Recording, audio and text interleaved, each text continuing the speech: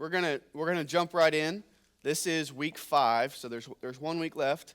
Ben very ably last week did an excellent job, walked us through really how to calibrate your conscience and spent some time looking at Romans 14. We're going to look at Romans 14 again today, so if you want to go ahead and just have that open, it will be helpful as we'll look at different pieces of that.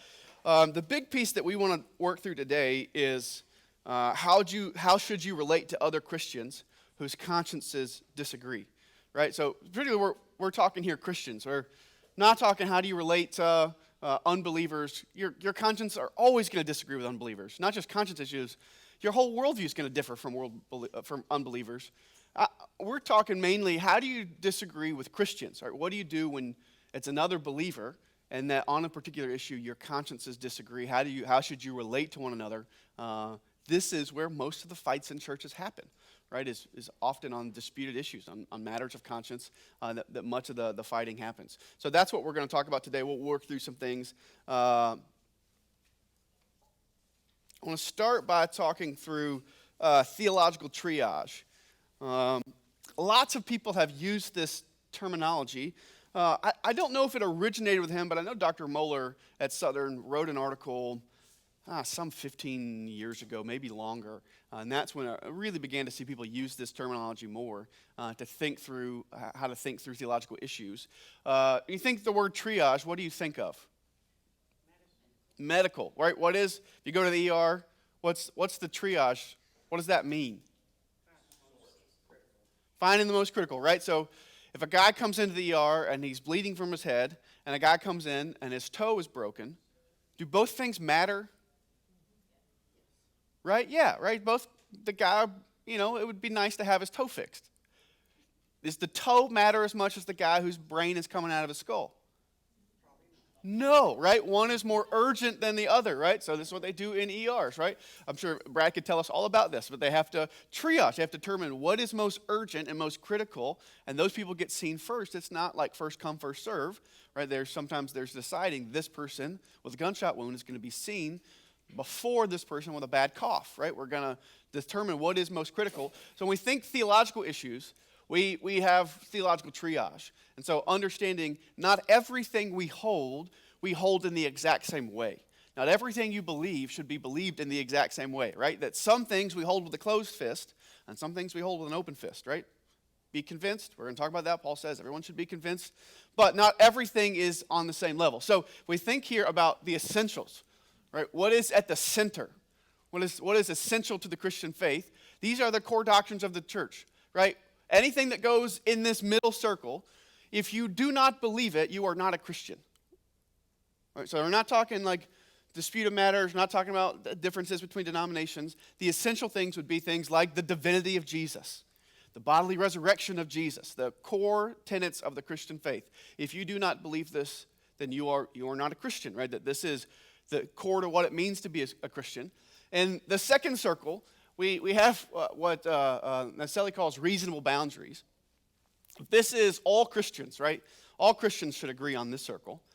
This is where we begin to have boundaries between different denominations and churches, where we might disagree on an issue. We still agree on the essentials. We still would affirm that these other people are believers, but our disagreement about this particular issue is going to make it really hard for us to be in fellowship together. You might think of an example that we might not be in fellowship with other believers. We might say we think they're Christians, but it's going to be really hard for us to be in the same denomination, to be in the same church together. Infant baptism, right? Baptism's a big one. I think there are lots of good, godly Presbyterians who believe, right, the same essentials that I do, that know the gospel, believe the gospel, that love the Lord. I think they're genuinely Christians, right? I think they're wrong on baptism. And they think I'm wrong on baptism.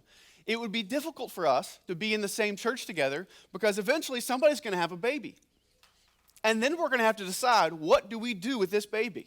And the Baptists, right, the people who are right, are going to be saying we should wait until this child professes faith, and then we'll baptize them as a professing believer and we'll immerse them. And the Presbyterians are going to say, no, that's not the understanding of baptism. Baptism is for the covenant members and their children, and they have a different understanding of how that works. So we would still affirm we think you're Christians, but it's going to be hard for us to be in fellowship together. So often this is where denominational lines get drawn. It would be hard for us to be together in the same church. And then the third sort of circle are what we call disputable matters. Right? These are things that we can disagree on and still happily, should be able to still be happy, be in the same church together. So what do you think about the Nephilim in Genesis 6? You know what? We can disagree on who you think the Nephilim are in Genesis 6. And we can still happily be in the same church. What is your specific view of the end times, right? And I'm not talking like big picture. Every believer should believe the same things. Big picture, right? Jesus wins. That those in Christ will be with him. Those without Christ will be away from him, right? That we all believe the same big picture things, but thinking through like timeline, right? Are you dispensational? Are you historic premill? Are you premill? Are you progressive covenant? Are you post-mill, all-mill? Whatever, right? The different types of flavors of end times things. We ought to be able to happily be in the same church with people who maybe don't view those matters the same way to us. Most of the conscience matters that we're talking about are going to fall in this third category, right?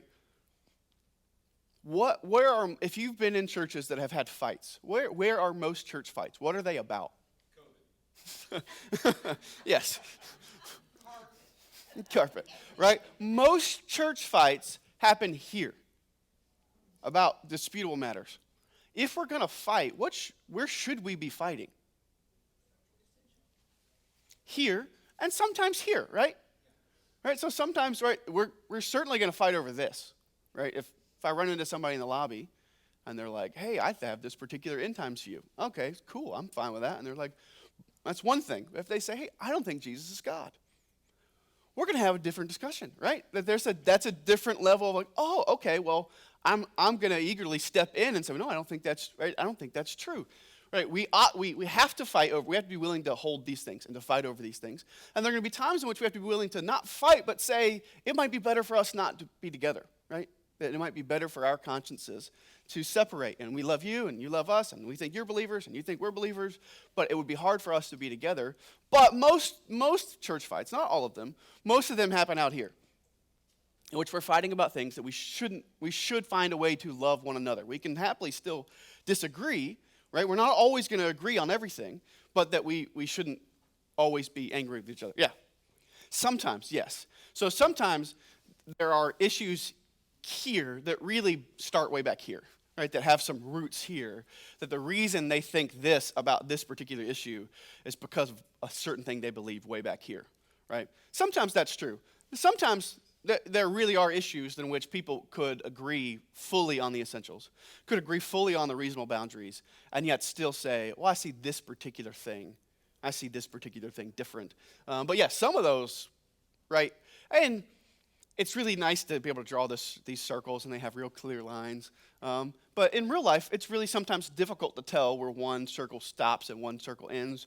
And especially between these two, that often there's a lot of people are going to disagree about what things go here and what things go here, and right, like, and some things kind of straddle the line a little bit, and how these things work. You're right. These are nice clean lines here on the picture, but they're not nice clean lines in reality. Often we even disagree about what goes in each of the circles. Right? We're going to disagree. I might say, well, no, that's a circle 2 matter, and you might say, well, no, I think it's a circle 3 matter. Right? And we're going to disagree some there. Does this make sense?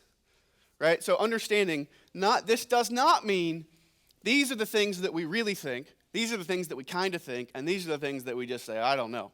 Right? This is not the level. It is not like that. These things don't matter, these things matter, and these things don't matter. Right? That you just don't need to have any opinions here. Right? We shouldn't ever talk about these things. That's not, all of the things matter, right? If we go back to the ER, when the guy comes in with his toe hanging off, that matters, right? He still would like somebody to fix his toe. It just doesn't matter as much as this. Right? So Paul's going to say, on these issues, be convicted. It does matter what you think. We want you to know, to study, to learn, to have opinions, to be formed by the Spirit. Right? That it's not that you don't have to care at all about these things. It's putting them in the right category, prioritizing them in the right way, especially when we relate to other Christians. Right? So that I would relate to a faithful Presbyterian, right, one who believes the gospel, differently than I would relate to a Jehovah's Witness, right? I disagree with both of them on issues, but I have a shared faith with the faithful Presbyterian that I do not have with a Jehovah's Witness, right? So we treat those things differently. All right, that makes sense? Everybody tracking? All right, so go to Romans 14.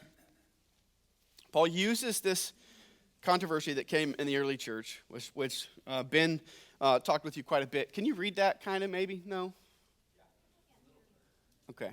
Your eyes are not going bad. It really is blurry. That's not... It needs you to cover your right eye. You tell me one, which is better, one or two? They're both bad. So Paul uses this issue of meat sacrificed to idols, right? The issue of eating meat is sort of the main thing that he talks about in Romans 14. Ben walked you through this some last week, which gives us a good diagram and a good lens to think through how we relate to other Christians when our consciences disagree, when we don't land in the same spot. So in the church at Rome, you have two groups, right? You have the strong conscience and you have the weak conscience. Now remember, Paul is not saying good, bad, right? But Paul calls one strong and one weak, right? Clearly he communicates something by that, right? By saying one is strong. Ideally, we would all want to have a strong conscience, right? So he's saying they have a weak conscience. The strong conscience are those who conscience has confidence to eat meat. They have no problem eating meat. It doesn't bother their conscience at all, right? So they might say everything belongs to God, so we can eat anything we want. I go to the market, it doesn't bother me that meat in the market may have been sacrificed to idols. Everything belongs to God. I'm giving thanks to the Lord for it. I know those idols aren't real. Doesn't bother me. My conscience is clear. Everything belongs to God. I can eat anything I want. These are mostly Gentile Christians, right? They didn't come from the same background as Jews did. They didn't have the same dietary restrictions. The weak conscience group, their conscience lacks the confidence to eat meat, that they might say, we want to keep some of our previous food restrictions. And they're mostly Jewish Christians, right? They're coming out of a background where they have a lot of very strict dietary restrictions, and that their conscience is bothered by eating meat, right? Whether they buy it in the marketplace, whether it's given to them by somebody else, right? They wonder, was this sacrificed to an idol? I don't want to eat meat that's been sacrificed to an idol. It bothers their conscience. And so they don't eat meat to try to avoid that, right? To protect their conscience. They have a weaker conscience. So you have these two groups, one with a strong conscience and one with a weak conscience, which if these two groups could still love each other, right? Paul probably wouldn't have to write Romans 14, or he would have wrote about something else in Romans 14. The existence of the strong conscience group and the weak conscience group is not necessarily a problem. In everybody, there will always be a strong conscience group and a weak conscience group, and that'll vary on the issue, right? In some issues, people have a stronger conscience, and they might be in the weak conscience group on another issue, right? We're different. We're at different stages of our spiritual maturity. We've walked with Jesus at different times. We have different backgrounds. We've learned different things. Our conscience has been shaped in different ways. And so we're all working through these things with the help of the Holy Spirit by the Word. So it's fine that there is a strong conscience group and a weak conscience group. The problem is often those lead to issues, right? That they don't get along with one another. So on the strong conscience side, right, this is the people whose conscience has confidence to eat meat. They might lean then into arrogance and to say, I have the freedom to eat meat, and those who don't eat meat are being unreasonable and are theologically in error, right? And they begin to be arrogant. They begin to think better of themselves, right? We're smarter, we're better, we're more spiritual, right? These people, they still have all these rules. They're foolish, right? It can lead to arrogance. And on the other side, the weak conscience, right? What can that lead to? This is the people whose conscience lacks confidence to eat meat. They might say, it's sinful to eat meat, and Christians who do so are being unfaithful to God. And they're placing themselves in judgment over the Christians who eat meat, right? So I want you to see, if they could love one another, we wouldn't need the instruction in Romans 14. But human tendency is almost never to love one another. Human tendency is almost always to have conflict, right? So on the strong conscience side, that leans towards arrogance. And on the weak conscience side, that leans towards judgmentalism, right? That leans towards judgment. The problem is not just that it doesn't just go there, it doesn't just start there. That on each side, we have what I like Naselli's phrase is you have what he calls the seeds of heresy, right? if you keep pushing further, you can not just get to unhelpful places like arrogance and judgmentalism, you can actually get to heresy, right? You can get to theologically problematic places. So, right, on the strong conscience side, right, so we're moving from strong conscience but looking down on despising those with a weak conscience. So if you move over even further, you can end up with a strong conscience but carelessly crossing the line into lawlessness and immorality, right? So if the conscience and arrogance says, I have the freedom to eat meat, those who don't are being unreasonable and theologically in error, you can go push even farther and say, I have freedom not only to eat meat, but to go to parties at idol temples. Which, if you go read 1 Corinthians 10, in a similar discussion on meat sacrificed to idols, Paul has said, you can eat the meat. We know that idols are not real things, but then Paul draws a line and says, you don't need to be going to these temples, right? You don't need to be going to these ceremonies in which you don't need to be there when the meat is offered, right? He's saying, he draws a line and says, you cannot participate in demon worship, right? He says, there are demons behind those idols. You cannot partake of the Lord's table and of the tables of demons, right? You can't do this. He draws a line. But there can be a tendency to push and to say, well, there are no lines. I can do what I want, right? Which is a heresy, right? It distorts the gospel by lawless subtraction. I can do what I want, right? That this is the direction it can go. It doesn't always go this way, but it can lead us into lawlessness, into antinomianism, right? There is no law. I have freedom in Christ. I can do whatever I want, which is not true. Paul, again, says you can't do whatever you want, right? There is a line. On the other side, so if you remember the weak conscience who's judgmental says it's sinful to eat meat, and Christians who do so are being unfaithful to God. If he pushes even further down, right, he says you must follow the Old Testament dietary restrictions if you want to be a Christian. Right, so where this guy says there are no lines anymore, the far side on the other side says not only are there lines, not only do I have to abide by these lines, but if you do not abide by these lines, you cannot be in Christ. Right? So this is what happens if you've been here on Wednesday nights walking through the book of Galatians.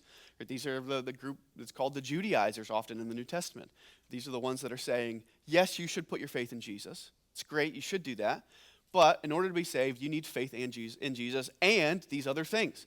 You need to be circumcised. You have to follow the dietary restrictions of the Jewish law. You have to keep these certain holy days. You've got to do all of these other things. You've got to keep the law and trust Jesus. And if you don't do these things, it doesn't matter if you trust Jesus, you're not saved, right? You're not a Christian. You're not really pleasing to God, right? Do you see how if we're pushing further the seeds of heresy in both of these, right? That we tend towards unfaithfulness, not towards faithfulness most of the time, right? So you can move from arrogance to heresy, and you can move from judgmentalism to heresy. Yeah. Traditions are perfectly fine. It's when you cross that line of, if you don't do this, you're not a Christian. I think about our family for the last 4 years now, I think. Like, we do a Seder meal, like the week of, like Thursday of Holy Week for Easter. Not because we think we have to, but we enjoy it. It's fun. We use it to point the kids to Christ. They enjoy all the stuff. Like, it's a fun thing we do. We know we don't have to do it. Our family enjoys it. I would never make other Christians do it.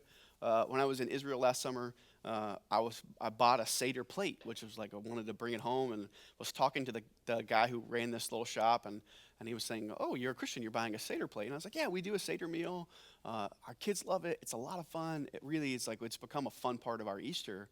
We have a lot of fun doing it." And he's like, "Yeah, and God commands that you do it." I was like, "Oh, okay, yeah." Like he was kind of offended that I was doing it for fun. Because he was like, well, no, God commands it. There are lots of traditions that are like totally fine, even especially if we think about those concentric circles. Individual denominations and churches are going to have lots of things that like, we do this and we do it for a reason.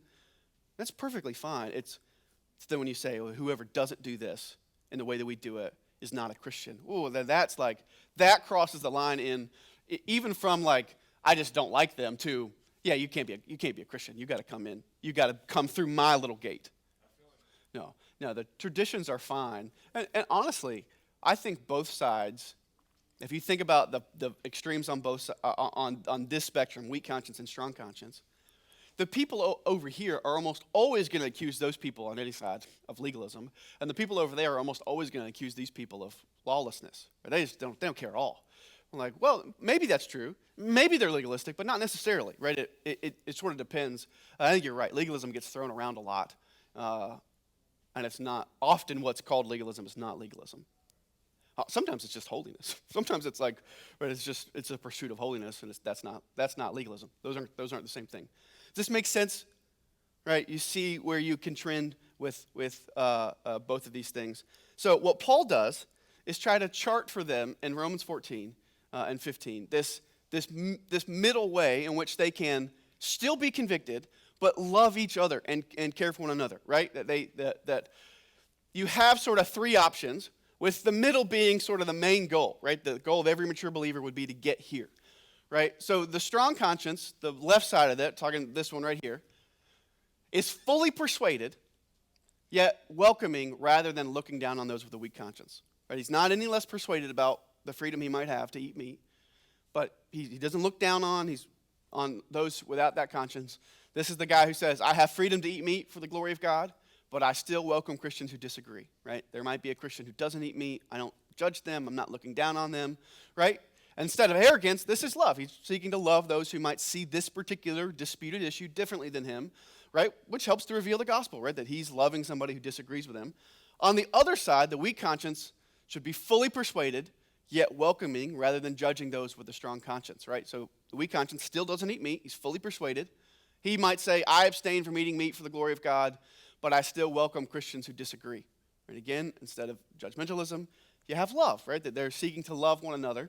Ideally, it would be best if both of these folks could move into this center column, which is hopefully a strong conscience. We all ought to be aiming for a strong conscience. So a strong conscience, but free to be flexible in indisputable matters in order to, number one, edify fellow believers, and number two, to advance the gospel.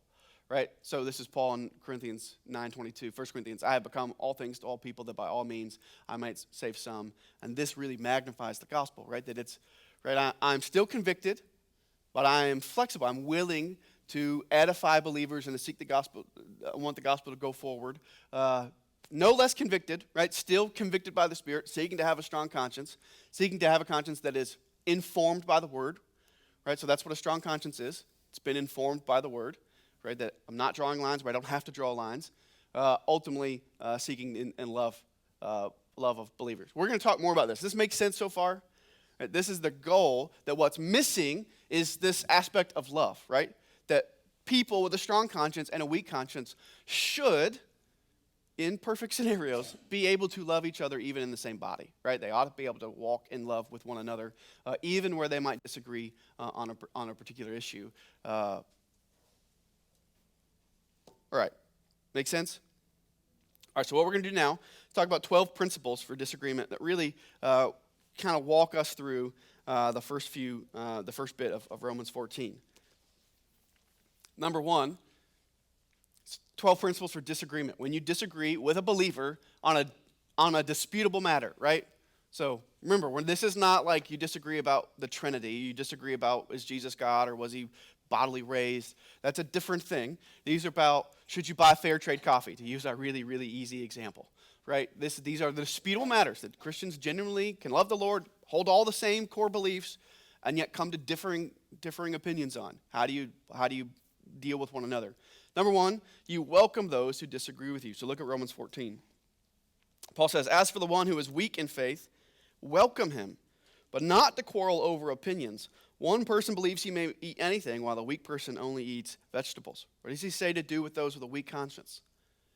You're to welcome him, right? And not to welcome him so that you can quarrel over opinions, right? We're to be welcoming to those, even with whom we disagree on disputable matters. Naselli puts this chart in there, which I think is helpful, because strong conscience and weak conscience aren't really firm categories, and on almost every issue, all of us have somebody whose conscience might be stronger than ours and somebody who might be weaker than ours. That often it's a spectrum. So if you think about eating meat, way on the strong side might be the person who eats meat that he knows has been sacrificed to idols, which Paul says is fine. Paul says it doesn't matter. You don't have to ask. Like, it doesn't matter. As long as you're not going to the temple worship, as long as you're not participating in it, you can eat it, right? Somewhere moving to the right, you might have someone who eats meat sold in the meat market, right? They don't ask questions of it. They eat, they're happy, it doesn't bother them. But if they know that it's been sacrificed, it does bother them, right? They don't want to eat it. Moving even further, they eat meat that is prepared correctly, right? Keeping more of the Jewish dietary laws, blood, right? They don't want meat that's been sacrificed to idols at all. And then all the way to the weaker side that can't eat meat at all. So if this is where you landed in Paul's day, you ate meat that was sold in the marketplace, but you did not eat meat that you knew had been sacrificed to idols.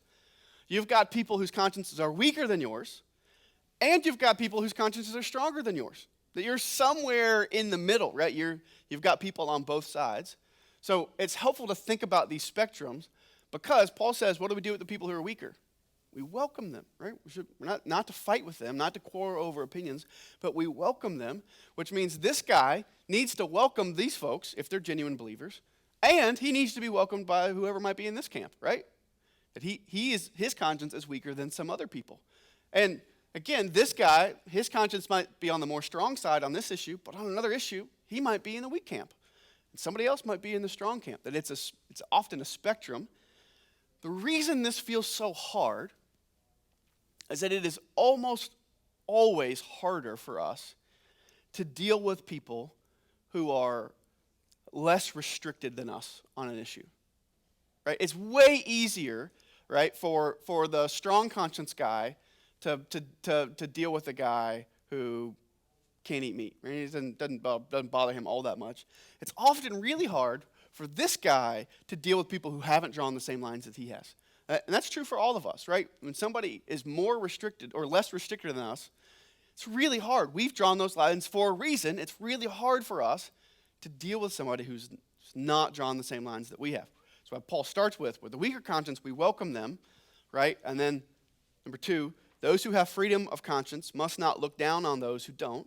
And together with that, those whose conscience restricts them must not be judgmental towards those who have freedom. So look at verse 3. Let not the one who eats despise the one who abstains, and let not the one who abstains pass judgment on the one who eats, for God has welcomed him. Who are you to pass judgment on the servant of another? It is before his own master that he stands or falls, and he will be upheld, for the Lord is able to make him stand. Right? So he says that the one who has freedom must not look down on the one who has the weaker conscience. Right? If he has the freedom to eat the meat, he shouldn't judge and look down on in arrogance the guy who doesn't eat the meat.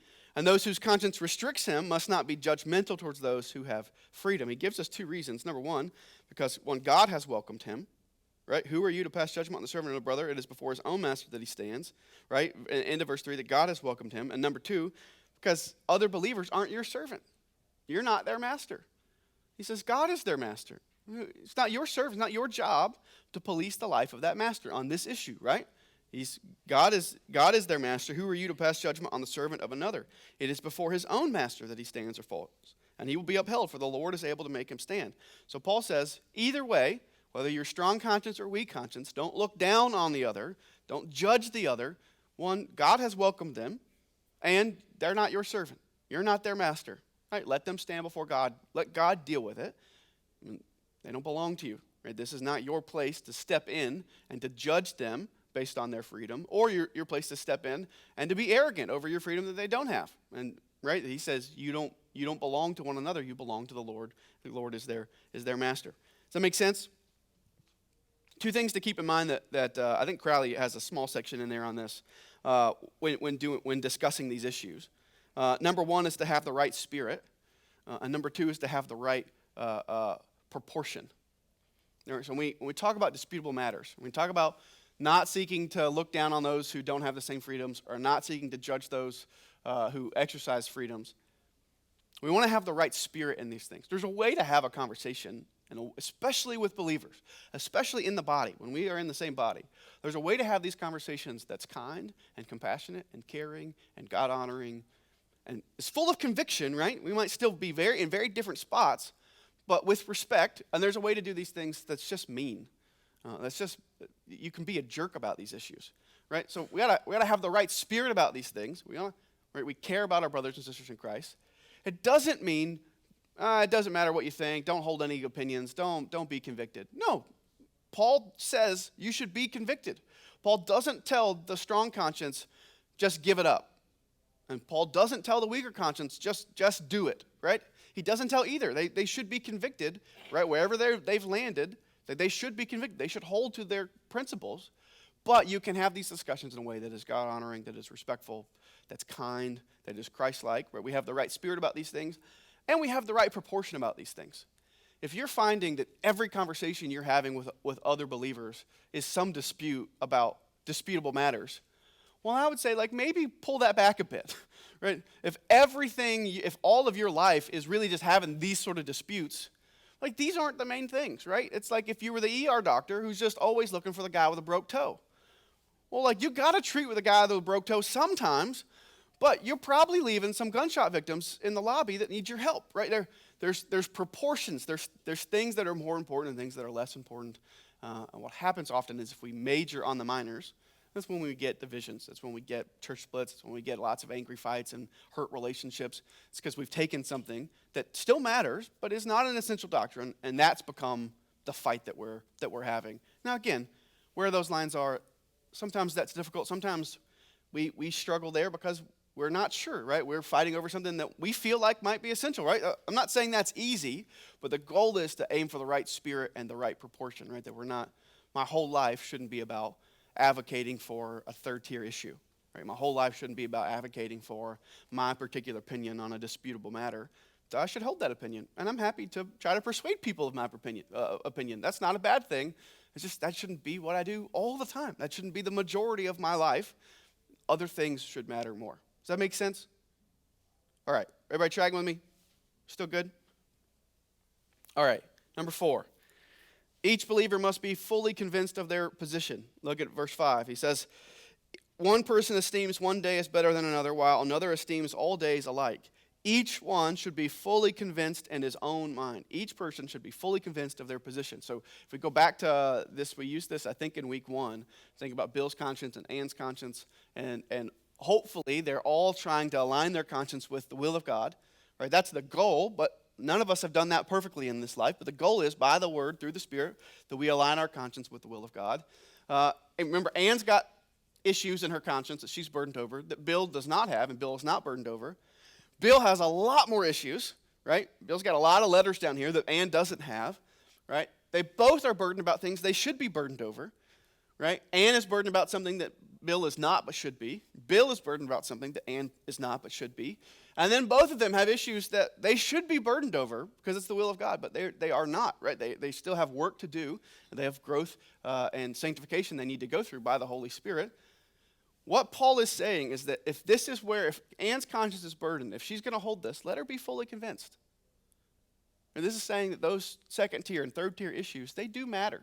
You should be fully convinced. It's not as if we hold the first things, we really believe those things, and everything else is just up for grabs. No, again, to use the easy example, if you go back to Fair Trade Coffee, if your conscience is burdened, be fully convinced. It's not a problem. If you say, I can't buy Folgers, I feel like it violates my conscience.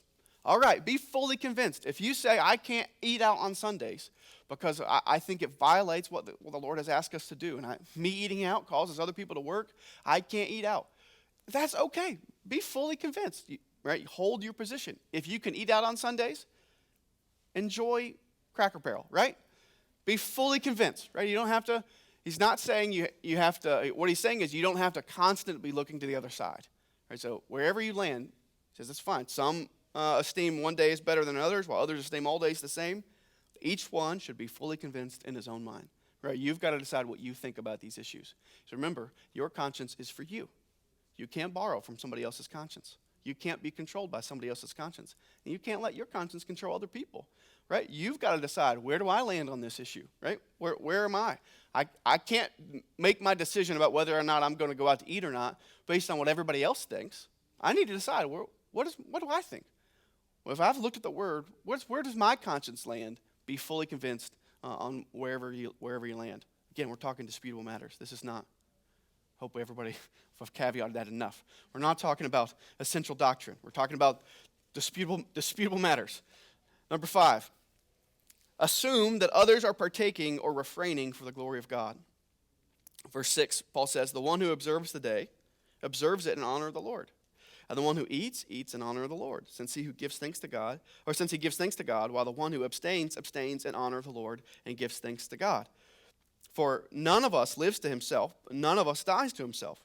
For if we live to the Lord, and if we die to the Lord. So then, whether we live or whether we die, we are the Lord's. For to this end Christ died and lived again, that he might be Lord both of the dead and of the living. Right? We don't live for ourselves. We've died to ourselves. We live to Christ. And he says, make the assumption that the person with the strong conscience and the person with the weak conscience are both doing it to honor the Lord. The person who observes the day, right, that would be the weaker conscience person, right? He says he observes this particular day. He observes it in honor of the Lord. The one who eats, that's the strong conscience person. He eats in honor of the Lord, since he gives thanks to God. While the one who abstains and the one who doesn't eat, weak conscience, abstains in honor of the Lord and gives thanks to God. One of the easiest ways we can cultivate love between believers when we disagree about disputable matters is to assume the best of their motives until proven wrong. Is to assume the person who draws more lines than I do is not drawing them, this goes to your point, Isaac, is not drawing them because they hate the gospel and they're legalist, but they're doing that to honor the Lord. And they might have more lines than I do. They might be more restrictive on an issue than I am, but their goal is to honor the Lord. And the same ought to be true. If I'm in that camp and I look at those whose conscience is stronger, who might have more freedom on an issue, and to say, I'm assuming, right, until I'm proven wrong, that their desire in partaking is not to just be sinful, but is to honor the Lord, right? That even though I wouldn't do what they're doing, my conscience doesn't allow me to do what they're doing, that I'm assuming they're honoring the Lord. So if you think about if the person who abstains from eating meat, if he just assumes the person who eats the meat is not doing it because he doesn't care about God, but he's doing it because by doing that, he thinks in his conscience he can honor God by this. He gives thanks to God for this meat, and he enjoys it. If the person who eats meat were to think of the person who abstains not as somebody who's backwards and draws more lines than him and is a legalist, but if he says, this is a man who's seeking to honor the Lord, and this is where he's landed, right? That buys a lot of just goodwill, right? It greases the wheel a lot of those relationships if we assume the best of other people. And I always tell in marriages, the best thing to help your marriage is just always assign the best possible motive to your spouse. You know, like it'll save you a lot of fights.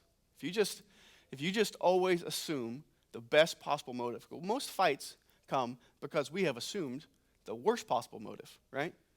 And they came out, if this may happen to you, it certainly never happens in our house. They came in and, there's just clothes all over the floor.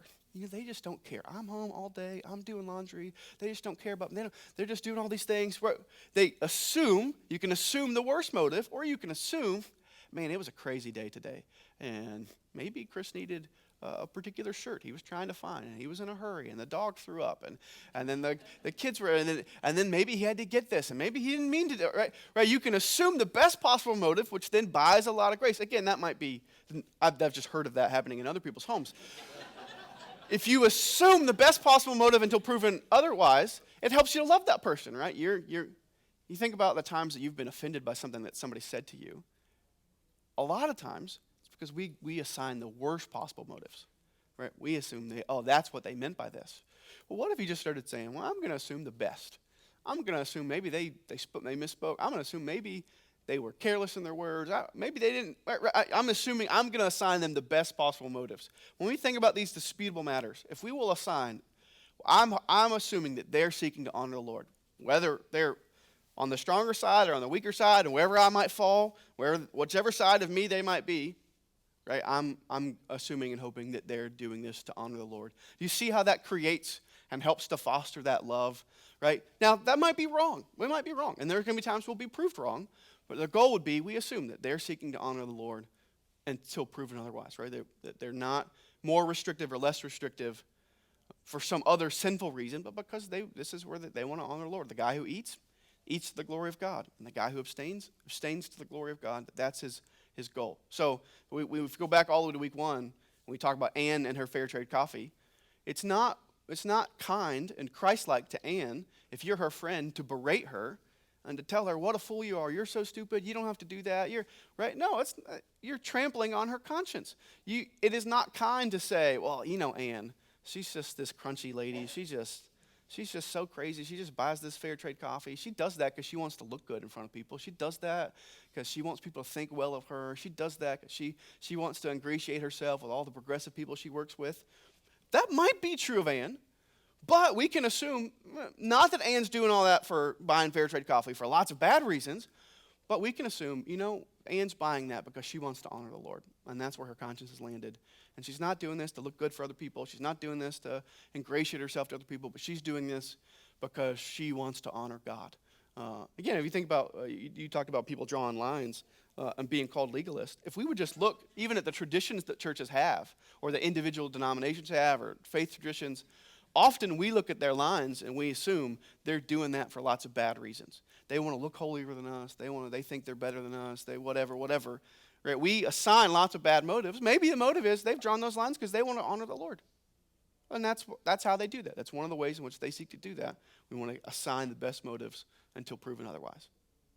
Does it make sense? All right, questions before we keep rolling? All right. Naselli gives 8 questions for us to ask of ourself, right?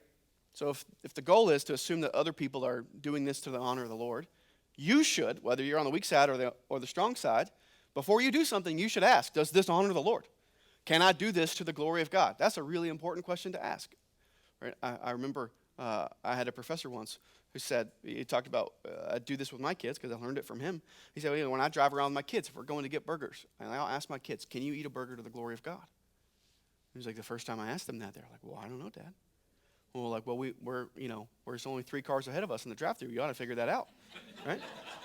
Can you eat a burger to the glory? Because if you can't, then we probably shouldn't do it, right? If we can't do this in a way that honors God, if we can't eat a burger to the glory of God, then we shouldn't eat burgers. So they had forced his kids to think through, okay, well, how can we do this? Okay, well, one, we can do this and give thanks to the Lord for the money he's given us, for the time we get to spend together as a family. We can thank God for the food, for the fact that good food tastes good, and God didn't have to make food that way, but God in his kindness made food to taste good, and our bodies can enjoy it.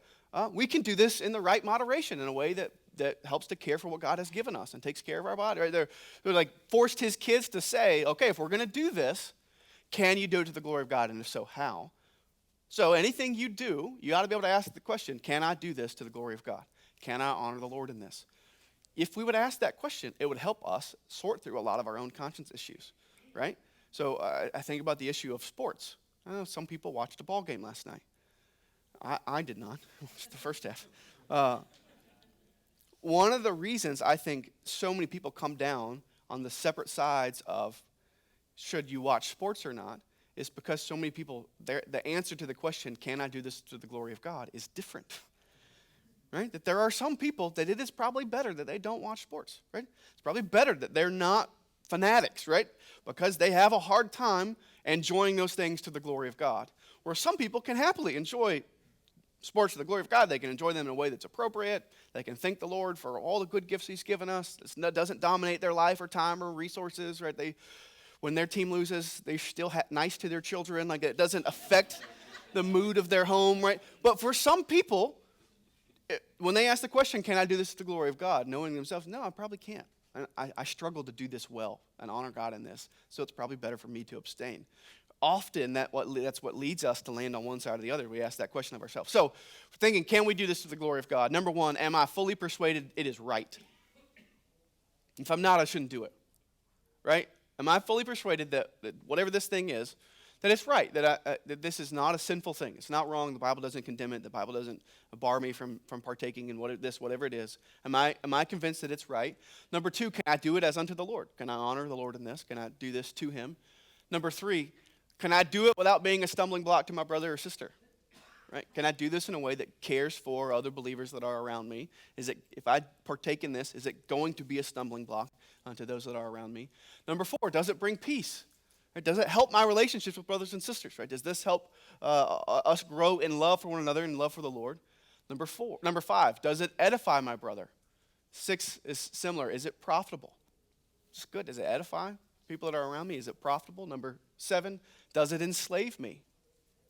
Right? So you might answer, yeah, I'm convinced this thing is right, but you might become convinced when I participate in this thing, it enslaves me. I have a hard time drawing appropriate boundaries. I have a hard time enjoying this in the right moderation. Does it enslave me? Well, then maybe you shouldn't do it. And then number 8, does it bring glory to God? That if we were to think about, if we were to answer these questions honestly about the things we participate in, how much sorrow and trouble we would save ourselves if just before we did anything, we stopped and thought through some of these issues. Does this glorify God? Am I convinced it's right? Does this edify the people around me? Is this profitable? Can I do this for God's glory? Does it enslave me to think through some of these things? Okay. Devil is active. What about, Yeah, if I'm not convinced it's right, I think it's always better to err on the side of caution. I think it's one thing to say, I believe this is right, but I hold I could be wrong. Maybe I get to heaven and the Lord says you were wrong on that. Right? I'm a Baptist. If I get to heaven, I'll be really surprised if I was wrong on that. But again, I think Presbyterians are believers, right? I could be wrong. I don't think I am, but I could be wrong. But I'm fully convinced of it. That to me is a different thing than I think this is cool. I think this is right, but I'm not sure. Those are the things that I would say if you're in that stance where I'm not totally sure, I think it's better to abstain versus I'm convinced of this, but I'm holding this loosely in that I'm fully convinced of it, but I could be wrong. When I get to heaven, I might find out that I was wrong. And the way we don't think about the Trinity that way. We don't think about the deity of Christ, the bodily resurrection of Jesus. I don't think when I get to heaven we're going to find out that I was wrong about that. I'm happy to hold those things with a closed hand. I'm still going to try to be fully convinced about the other things, but I hold out, maybe I'm wrong on this, and that's okay. That's why I can love the guy that lands in a different spot. Maybe I'm wrong. Maybe I'll find that out. I don't think I am. I think I'm right. So if you're in that spot, I think it's fine. If you can answer yes to the other things, I can do this for the glory of God. I think I'm right. I think humility says I'll hold out the possibility on some of these things. I might be wrong, but I'm convinced versus the wishy-washy, I think this might be permissible. I think maybe I could do this. That to me is often people are looking for an excuse, right? They're looking for, I want to do this thing, and so I can try to, if I can fudge my boundaries a little bit, and it's like, I think this is okay. I had a family member once who at one point held a really firm biblical line on gender and sexuality, and then her son began to live a homosexual lifestyle, and she was like, well, now magically she's just learned all these new things about what the Bible said about gender and sexuality that supposedly has nothing to do with her son. I'm like, well, I don't think that's true. That's, she's like, I think these things might be right now. It's really hard to tell. I'm like, well, no, it's not. But that is often trying to like talk yourself into something. Does that answer your question? yeah. Yeah. I remember once when I interned for Moeller, we got to drive for the T4G guys one year, and I remember we had there was a discussion going on. I was driving between Kevin DeYoung, who's a Presbyterian, and David Platt, who was a Baptist, and they're talking about baptism, and both guys fully persuaded, love each other, were sort of ribbing each other, and Kevin, the Presbyterian, says to David, this is when he was still at Brook Hills, he said, are you telling me that if I came to Brook Hills, you would make me be rebaptized? And David said, oh, no. You would be baptized. You've never been baptized. No, it wouldn't. It wouldn't be rebaptism. You've never been baptized. And of course, they had a good laugh. But, both guys love each other, but they're fully persuaded. David loved Kevin, but it was like, if you came to my church, in order for you to join, you would have to be baptized, right? We're not going to budge on. We're fully persuaded of that, so we're going to hold to that conviction. And that was an interesting car ride. Sorry, make sense? All right, number 6. Do not judge each other in these matters, because all will someday stand before the judgment seat of God. Verse 10, why do you pass judgment on your brother, or why do you despise your brother? For we will all stand before the judgment seat of God. For it is written, as I live, says the Lord, every knee shall bow to me, and every tongue shall confess to God. So then each of us will give an account to God himself. Right? We don't judge each other, because ultimately we do believe that all of us are going to stand before the judgment seat of God. So I want to be fully convicted. I might draw lines where somebody else doesn't draw lines, and then I leave that to the Lord, right? I trust the Lord will judge. I'll let the Lord handle that. We're all going to have to answer to God. No one's going to have to stand before me on Judgment Day. No one's going to have to answer to me for their decisions on Judgment Day. And I'm not going to have to stand before anybody else. I'm going to stand before Christ. I'm going to stand before the Lord and have to answer, right? That we stand before God on Judgment Day, not before each other. Let's keep rolling. Your freedom to eat meat is correct, but don't let your freedom destroy the faith of a weaker brother, right? So Paul does not say to the strong conscience, just give up eating meat altogether, right? Never eat meat. See if I can find this. There's a quote from that Naselli quotes from Doug Moo, who's a New Testament scholar. He writes, one of the most important points in Romans 14 is something that Paul does not say, that the weak in faith must change their view. He makes clear that he does not agree with them. And by labeling them weak, he implies also that they have room to grow on these matters. But he does not tell them to change their mind. He does not berate them for being immature. He does not tell them to get with the program. And yet this is usually the first reaction that we have to someone who disagrees with us. And he goes on to say that he also doesn't say to the strong in conscience, give up your freedom. Never eat meat, right? Because there are weaker brothers, you just need to, because they draw the line, you must never eat the meat. He doesn't say that, right? That your freedom to eat meat is correct. Paul says, if you go, especially if you look at 1 Corinthians 10 and 10 and 11, Paul says you're free to eat meat, right? You can't go to the temple, but you're free to eat this meat. You are correct. Your conscience is correct. But don't use your freedom to trample the faith of another brother. Look at verse 13. It says, therefore, let us not pass judgment on one another any longer, but rather decide never to put a stumbling block or hindrance in the way of a brother. I know and am persuaded in the Lord Jesus that nothing is unclean in itself, but it is unclean for anyone who thinks it unclean. For if your brother is grieved by what you eat, you are no longer walking in love. But by what you eat, do not destroy the one for whom Christ died. Right? Use your freedom. Yes, you have the freedom. Use it, but bear in mind those that are around you. I'm going to tell a story at the risk of opening Pandora's box, so just bear with me. When we were in college, Hannah interned in D.C. for a semester. She went to a church there, a faithful Bible-believing church there. Hannah's from the South, from all teetotaler backgrounds. Everybody know what I mean when I say teetotaler?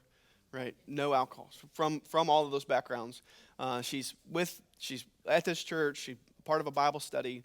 And one night, the Bible study goes out to eat. And they go to a nice restaurant. They go to have this nice meal just to celebrate the end of the semester or something. I don't remember what they were doing, but they're all out to eat. And Hannah was one of the last ones to order. And as they went around the table, a few people in that Bible study ordered a glass of wine with their dinner. Well, Hannah's Bible study leader was sitting right next to her and could see visibly that Hannah had just gone white. And could see that she was visibly disturbed by what was happening in front of her. And he leans over and he says, does it bother you if any of us drink? And she said, yeah, a little bit it does. And he looked up and he said, hey guys, we're not drinking tonight. And everybody at the table who had ordered wine immediately said, okay, I'll have a Diet Coke. Immediately changed their order. Nobody complained. Nobody yelled. Nobody said, that's so stupid. It was not a fight. It did not become a thing that they recognized, here's somebody who's bothered by what we feel we have freedom to do. They didn't berate her. They didn't argue with her. They didn't try to convince her of, hey, you need to have more freedom here. You're wrong on this. Or whatever. That there was no fight, that they just immediately said, oh, okay, no problem. And they changed. So, again, maybe I've just opened the box. But I think that's a good example of even where you think you might have freedom, being conscious of those that are around you, caring for those that are around you. And sometimes that might mean restricting your freedom for the sake of those that are around you, right? Even though you might have the right to do it, you're restricting that for the sake of the people that are with you for their edification, that you would not cause them to stumble, that you would not bother them. Does that make sense? Yeah. Well, and then it's understanding that that's an issue on their side. That is a passing, it's arrogance, right? That is, I'm assuming because I draw the line in a different spot that somehow I'm better than this person, and therefore I'm going to cut them out because their presence infringes on my freedom, right? That's an issue. And so it helped Hannah in her relationship with them, not because she changed her position, but it at least gave her an understanding of they land in a different spot than I do, but there's at least a genuine care for me, right? They don't agree with me, and I don't agree with them, but they demonstrated a care for my thoughts and opinions over their freedom in that moment. And it never became an issue. She went out to eat with them again other times, and they never tried to order anything other than non-alcoholic stuff. So it was never an issue. I think that's often where it gets difficult working through those things. I'll just tell you. I mean, I've opened the box. Might as well do this now. We got 11 minutes. I'm happy to tell you where I land. I'm a teetotaler in practice, not necessarily in theology. I have a hard time making a solid case that alcohol is always wrong all the time ever to enter your body from the scriptures. My personal stances, I think in nearly every context, it's almost always better to abstain. It's almost always wiser to abstain. And so I don't drink, don't intend to drink. And I think most Christians would be wiser not to drink in nearly every context. When I was in seminary, I worked at a law firm, and every Friday afternoon, the last 2 hours of the day, we had happy hour. And so the whole firm would go into the conference room, and I would drink water and Red Bull, and they would drink. And it was this whole, like, they would talk through the issues of the week, talk over the schedule coming, well, we got next week, this thing, and it was just like the whole firm was together. And I was the only believer in the firm, and I remember they asked me one day, why don't you ever drink with us? Like, do you think it's a sin to drink? I was like, well, no, not necessarily. And I asked them, I'm in seminary, right? Like, yeah, I'm a Christian, right? Would you think differently of me if I drank with you at happy hour on Friday nights or Friday afternoons? And they got quiet for a second, and then they all said, well, yeah, honestly, we would. And they had no issue with drinking. They were all pretty well buzzed by that point. Yeah. They had no issue with it. And I said, that right there is the reason that I don't drink. It's because I just got better things to worry about. Right? So that's where I am personally. Other people are going to draw the line in different places than me. I want to assume that they're doing that to the honor of the Lord. I don't know where you want to put me on the scale. It's putting things in the right priority. That just because I have the freedom to do something doesn't mean I should. That I am happy to restrict my freedom for the sake of other people. And you're right. The problem gets when we put our freedom to partake or whatever, and whatever the issue is. If that freedom trumps everything else, then I will harm brothers. I will put stumbling blocks before my brothers. But to go back to that example of Hannah at dinner, it took those believers saying, we think we have this freedom, but we will happily give it up for the sake of another brother or sister who isn't where we are, because we don't want to we don't want this to be an issue. We don't want to violate her conscience. We don't want to cause a stumbling block. We want to show care and love for her. This is, to use the silly example, this is you bring Ann over to your house, right? That it's helpful maybe to have some coffee that she can drink, right? You're not trying to like force her, to give her a cup and then say, gotcha, that's Folgers. You're not trying to, even though you have the freedom, you're trying to put love of others and the love of the Lord above your freedom. Almost always we would make smarter, wiser decisions in these issues. And I think that's what these are. These are wisdom issues. Wisdom is figuring out what's the best way to walk here in a way that walks in righteousness and honors the Lord. And that's what we don't do that very well sometimes.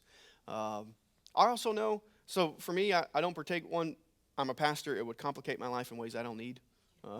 I like Oreos, and I like root beer, and I already have a hard time like not eating more than I should with so if I have that problem with like regular foods, I really like this, I'm gonna go back to the dessert table 3 times. Well, then don't ever want to open that door for me with alcohol. And we'll never have to worry about overtaking or taking more than I should if I just never take, right? So I have lots of reasons, wisdom-wise, why I don't partake of that. There are Christians who land in a different spot. I want to assume that they're seeking to honor the Lord and seeking to use their freedom wisely and honor the Lord. They're not as restrictive as I am on this issue. I want to love them. I want to care for them. I'm also happy to try to persuade them of my stance, right? I think that's perfectly fine. If I run into somebody and they ask what I think, I try not to be like all shucks about it. Like, well, and I'm happy to say, here's why I don't. If you want to know why, I'm happy to walk you through why and why I think it's wise, why I think it's wise to abstain and often unwise to partake. But still love them. They might at the end say, well, I get that. I land in a different spot. I can live with that. I'm okay with that. But persuading's fine. right? I don't want to violate their conscience, but I'm happy to try to persuade their conscience. I'm happy if I can mention some things that maybe they've not thought of before. Who might you lead in your wake? And yeah, it's one of the reasons I've waited to open that Pandora's box until this late in the class. Though I know week one, as soon as we start talking about conscience, that's the question. Everybody's like, well, what about alcohol? The reason I waited, one, I wanted to have some categories to think through this, right? Some like general categories. But you understand, it's a really emotionally charged issue. I have a friend who literally watched his father beat his mother to death in a drunken stupor. You think that shades how he views alcohol? 1,000%, right? Like, we all, if you've had issues with alcohol, if you've known people, it is always an emotional issue. So it's one I have like some categories. Yeah, Daniel. I wanted to go back. Yeah. Proximity matters, right? So I have way more responsibility to shape my kid's conscience than I do somebody else's. Like, I'm going to teach my kids what I think is right. And again, I'm going to try to, on the issue, like for alcohol example, I'm going to teach them what I think is right and what I think is wise, and I'm going to give them my reasons for those things. And then I can't control them either way. And I'm going to say, here's what I think is wise, and here's what I think is right, and here's why I think it's right, and here's why. Like, I'm going to walk through all those things with them. I have a different responsibility with my kids than I do a random neighbor down the street. That proximity does matter. If there's been a bad thing about social media, one of the bad things about social media is that it gives us an ability to speak into every situation everywhere all the time. And I'm like, well, I don't have the responsibility to speak into I can't know everything that's happening. I got asked once about a guy that I didn't even know. Like, this guy said this thing. What do you think about that? I'm like, I don't know who that guy is. I'm like, well, he's this guy on Twitter. He said this thing. I'm like, well, do I know him? No. Is he a member here? No. No, he lives 7 states away. Like, is he my pastor? No. Am I his pastor? No. Why do I have to I don't know that. I don't have the time to go down and have an opinion about everything, everybody, everywhere, which is you're saying I'm not trying to seek out everybody in all the planet and speak into all the situations. I have a responsibility for who's my family and the people I shepherd, and right. So if you've got a brother, you might have a different responsibility for your brother, right? You might have a different responsibility for your kids or your parents or your people you're in relationship with than people you don't have any relationship with. That proximity relationship matters. Yeah, they feel good because they don't drink, but they don't talk to their kids from 9 a.m. till 11 on Saturdays, and they don't help their wife, they don't care for their family, because Saturday is football, and they don't do anything else but they feel good because they don't drink, but then they're not bothered by, oh, I'm just totally absent on the weekends because of football. I don't care for my family or do anything. I think you're right. It's easy to point out what we think is somebody else's failure, and we all have issues, right? We all have things. We go back to those questions. We all should be asking those questions about our stuff. Right? Can I do this to the glory of God? Am I doing this in the right way? Am I doing this in the right moderation? All right, we'll finish out the other, I don't remember how many numbers I have. 12, I think. We'll finish the other 4 next week.